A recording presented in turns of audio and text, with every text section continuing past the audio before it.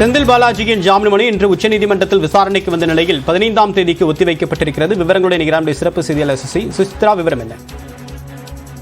முன்னாள் அமைச்சர் செந்தில் பாலாஜியினுடைய ஜாமீன் மனுவானது வரும் 15ஆம் தேதிக்கு ஒத்திவைத்து உச்சநீதிமன்றமானது உத்தரவை பிறப்பித்திருக்கிறது. மிக முக்கியமாக கடந்த 320 நாட்களுக்கு மேலாக மனுதாரர் சிறையில் உள்ளார். அதனை கருத்தில் கொண்டு உடனடியாக அவருக்கு ஜாமீன் வழங்கி உத்தரவு பிறப்பிக்க வேண்டும் என்ற ஒரு கோரிக்கையை இன்றைய விசாரணையின் பொழுது செந்தில் பாலாஜி தரப்பு வழக்கறிஞர் அரியமா சுந்தரம் முன்வைத்தது குறிப்பிடத்தக்கது. ஆனால் அதே சமயம் இந்த ஜாமீன் மனு மீது பதிலளித்து வாதங்களை முன்வைப்பதற்கு 5 நாட்கள் அவகாசம் வேண்டும் என்ற ஒரு கோரிக்கையை அமலாக்கத்துறை முன்வைத்ததை அடுத்து அமலாக்கத்துறையுடைய கோரிக்கையை ஏற்று தற்பொழுது கால அவகாசம் வழங்கி உச்சநீதிமன்றமானது உத்தரவை பிறப்பித்திருக்கிறது. இந்த மிக முக்கியமாக இடைப்பட்ட காலத்தில் அமலாக்கத்துறையுடைய தரப்பில் தாக்கல் செய்யப்பட்டுள்ள பதில் மனுவிற்கு செந்தில் பாலாஜி தரப்பில் விளக்க மனு தாக்கல் செய்யவும் ஒரு உத்தரவை பிறப்பித்து தற்பொழுது வழக்கினுடைய விசாரணையை நீதிபதிகள் தற்பொழுது அடுத்த வாரம் புதன்கிழமை, அதாவது 15ஆம் தேதிக்கு ஒத்திவைத்து உத்தரவை பிறப்பித்திருக்கிறார்கள்.